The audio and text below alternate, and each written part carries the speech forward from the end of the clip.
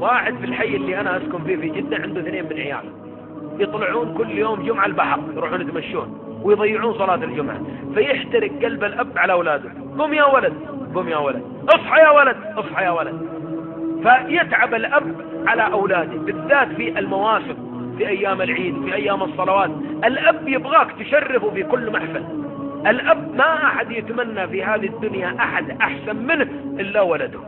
ما أحد يتمنى أحد أحسن منه إلا ولده. هذه كلمة يقولها الشيبان وهي تراها حقيقة، لأن أبوك يضحي كل شيء عشانك، ويخسر كل شيء عشانك، ويبذل كل شيء عشانك.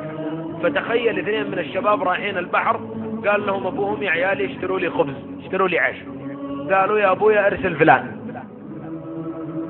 قال يعني ما بتشتروا لي خبز؟ قالوا إلا بس إننا متواعدين مع شباب وبنطلع، زي اللي بيروح يتمشى في المخيمات، ولا بيتمشى في المنتزهات. الأب زعل لأنه ما يتأخر على عياله، قال روحوا الله لا يردكم. بالله هذه الدعوة يدعيها كثير من الآباء ولا لا؟ عبد الله بن نعمة صاحبنا وش قال له أبوه يا لما جاء يسلم على أبوه وكان عمه عنده؟ سلم على عمه، طاحت الولاعة من جيبه. قال أبوه تدخن يا عبد الله؟ قال لا والله يا أبويا ما دخن. يقول ما أبغى أكسر بخاطر أبويا قدام عمي. قال لا والله يا أبويا ما أدخن. قال إن كنت تدخن فالله يكسر رقبتك. راح عبد الله مسبح مع الشباب. الآن عبد الله 23 سنة مشلول، ما يتحرك منه شيء. إذا كان قاعد معي في محاضرة يقول لي تكفى يا وليد اطرد الباعوضة عن وجهي، ما يقدر يطرد الباعوضة. وإذا جاته حكة، مرة كنت أنا وياه في أبها عندنا محاضرة، فكان اللي ولد عمه دائم يشله ويحطه، راح يشتري أغراض، فصار ينادي عبد الله يا وليد يا وليد، جيت قلت ايش عندك؟ قال تعال حكني في وجهي. ما يقدر يحك وجهه.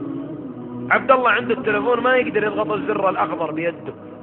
وانت في صحة وفي عافية، فاطلب من الله سبحانه وتعالى الإعانة، واطلب الله سبحانه وتعالى الهداية، واطلب الله الجنة. الشباب 2 قال أبوهم الله لا يردكم. راحوا غرق الأول والثاني كان يلعب ورقة. قالوا يا فلان قم أخوك غرق. راح ينقذ أخوه غرق معه. والله جابوهم جنازة 2 يحملون على أكتاف الرجال بدعوة أبوه عليه. انتبه تطلع من البيت أبوك يدعي عليك، انتبه تطلع من البيت أمك تدعي عليك. والله ما تلقى التوفيق في الدنيا ولا الآخرة. محمد بن المنكدر يقول بت ليلة أغمز أقدام أمي، وبات أخي يقوم الليل، أخوه يقوم الليل وهو يغمز رجل أمه. يقول والله ما وددت أن ليلتي بليلته، ليلتي اللي أغمز فيها رجل أمي والله عندي تسوى الدنيا وما فيها. اقعد عند أبوك واقعد عند أمك وترضاهم وقبل أقدامهم. جاء رجل للنبي صلى الله عليه وسلم من اليمن قال يا رسول الله أتيتك من أرض اليمن أبايعك على الجهاد والهجرة. وش أعلى من درجة الجهاد؟ وش أعلى من درجة الهجرة في سبيل الله؟ وخرجت ولي أبوان يبكيان. قال النبي صلى الله عليه وسلم ارجع إليهما من اليمن، من المدينة إلى اليمن. قال ارجع إليهما وأضحكهما كما أبكيتهم.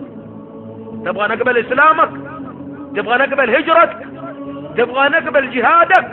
روح أرضهم وضحكهم مثل ما أبكيتهم. فرجع رضي الله عنه وأرضاه من المدينة يترضى أبوه ويترضى أمه.